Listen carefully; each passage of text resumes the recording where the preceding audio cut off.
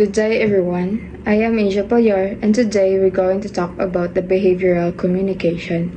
So, behavioral communication refers to individuals' differences in expressing feelings, needs, and thoughts or substitutes for more direct and open communication. Any behavior or absence of it may be judged as communicative if it intends to convey a message. There are different ways to communicate, such as direct and indirect communication. So, direct communication strategies using imperative statements of prohibition, instructions, statement of permission, preference, or suggestions.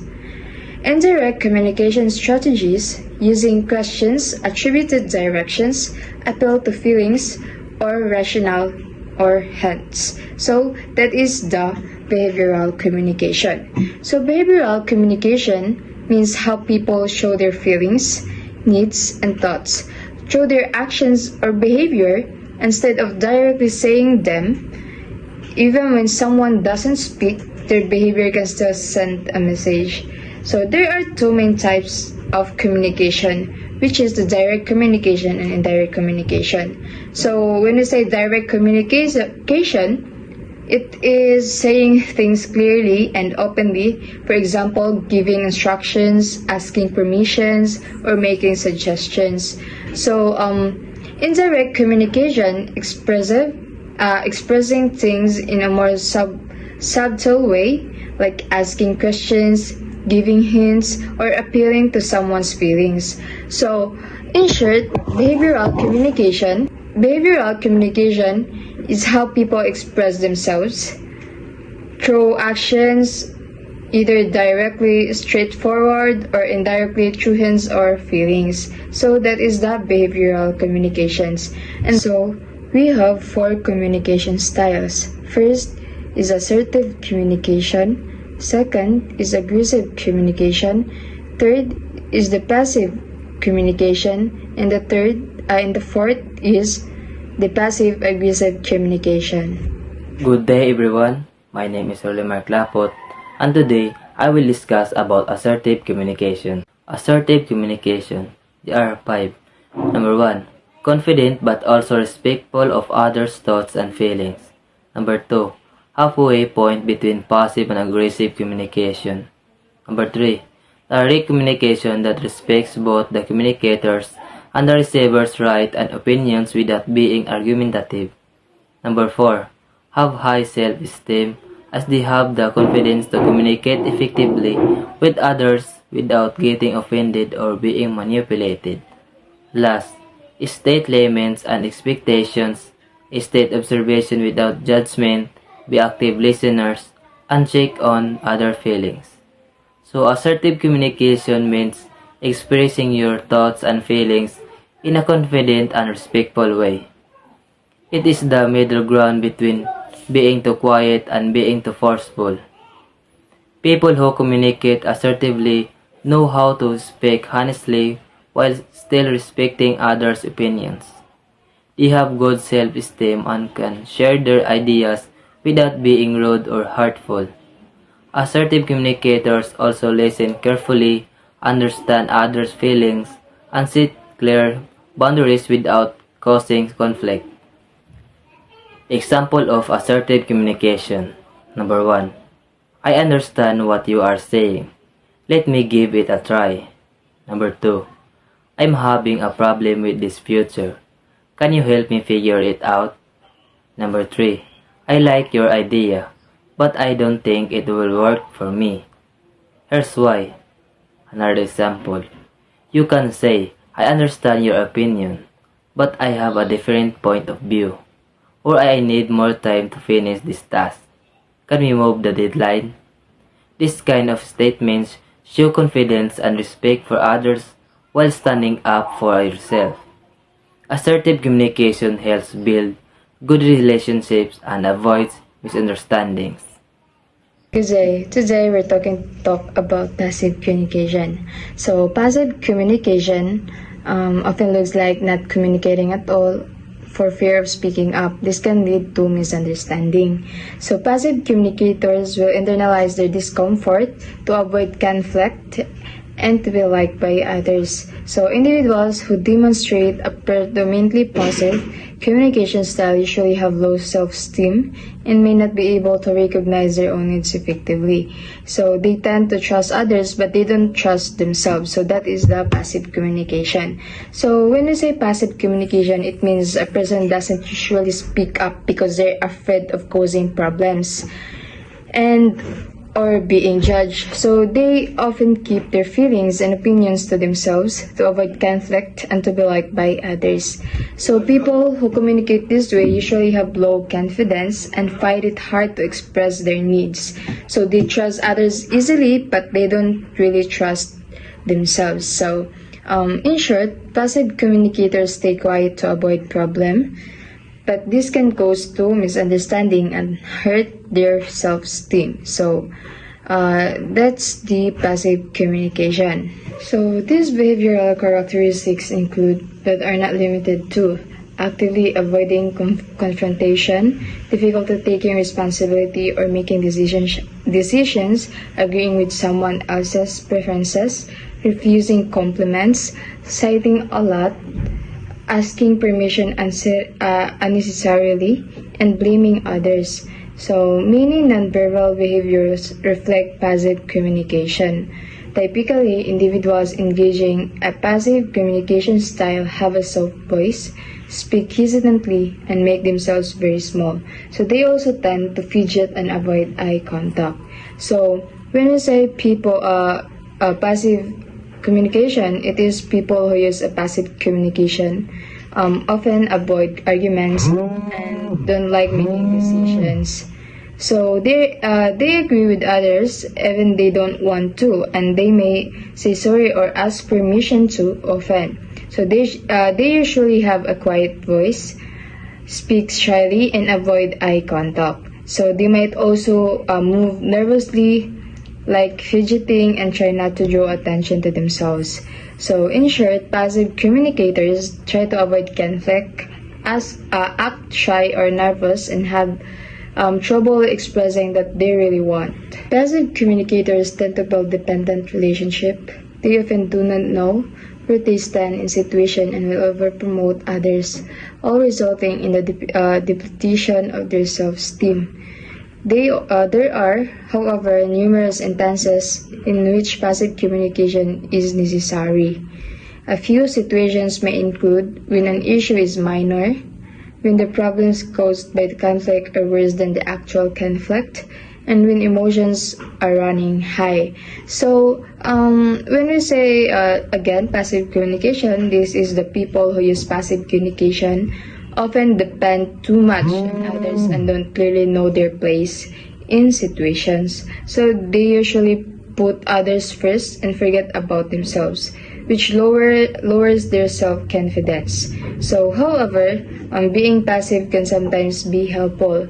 For example, when the issue isn't serious, when arguing might make things worse, or when emotions are too strong and it's better to stay calm and quiet. So in short, passive communication can hurt self-esteem. But in some situations, staying quiet and avoiding conflict can actually be the wiser choice. Aggressive communication, it is driven by anger and judgment and can also result in inflexivity. This can create a hostile environment. Aggressive communicators typically feel a strong sense of inadequacy, lack empathy, and believe the only way to meet their needs is through power and control. So aggressive communicators are usually close-minded and poor listeners and tend to monopolize others.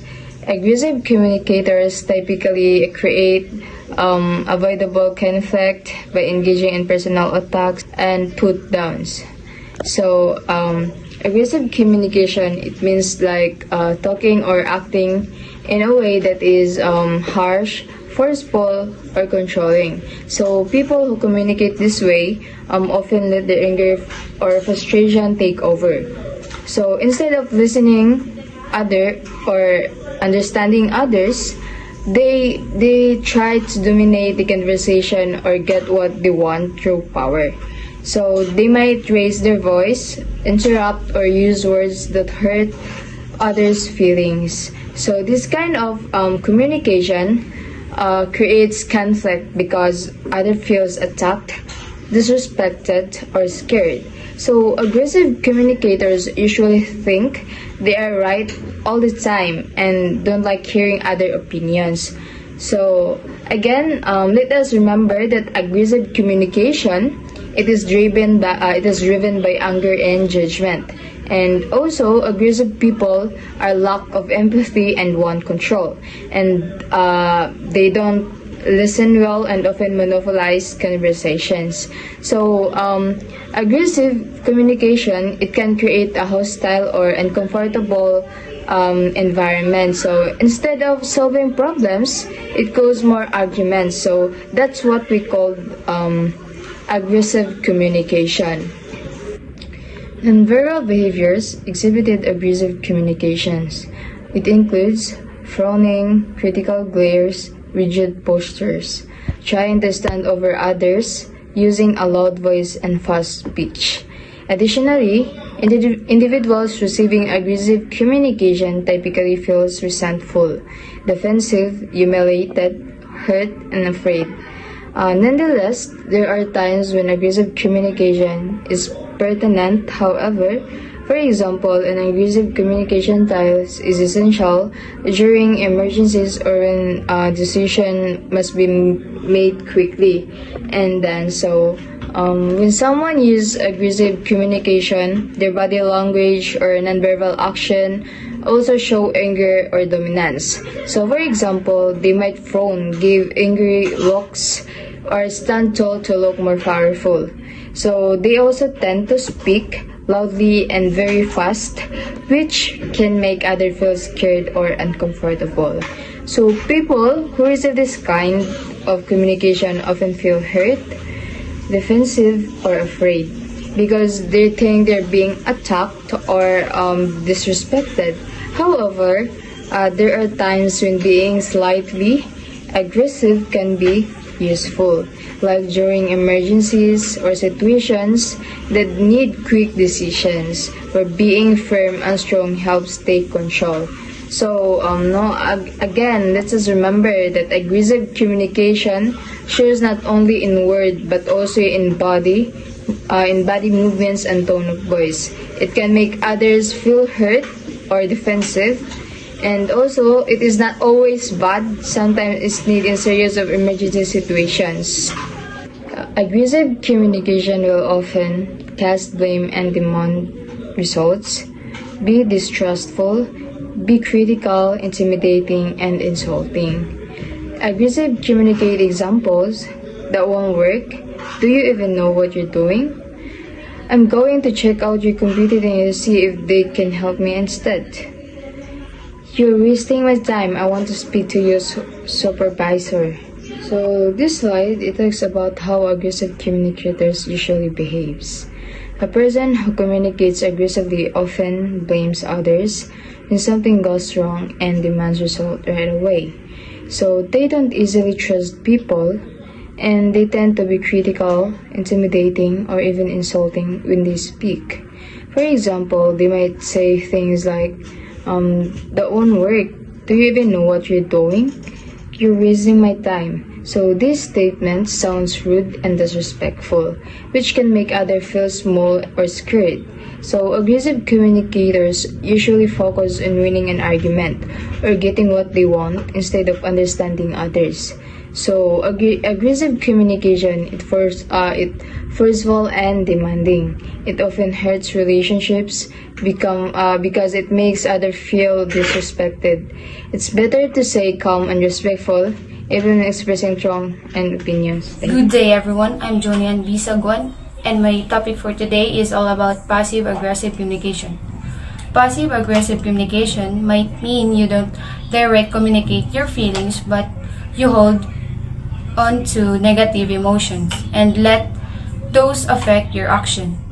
Passive-aggressive communication, individuals expose their anger through procrastination, being exaggeratedly forgetful, and or being intentionally inefficient among other things. And they may also have an innocent facial expression and act excessively friendly to conceal their anger or frustration. People on the receiving end of passive-aggressive communication are usually left confused, angry, and hurt. They tend to be alienated from others because they elicit these unpleasant feelings. A passive-aggressive communication style does not adequately address pertinent issues or problems. People that are passive-aggressive communicators will frequently be outwardly passive, make sarcastic or underhanded remarks, and seem agreeable but cast doubt or make subtle threats. For the first one, we have outwardly passive. Outwardly passive appears inactive or uninvolved on the surface, even if there may be internal activity or underlying intentions. For example, a person who agrees with everything in a meeting undermines the decision. They appear compliant but are secretly resistant. And for the second one, we have make sarcastic or underhanded remarks. They allow the person to express negatively or hostility in a way that seems less direct. For example, nice perfume. How long did you marinate in it? And for the last one, we have seems agreeable but cast doubt or make subtle threats.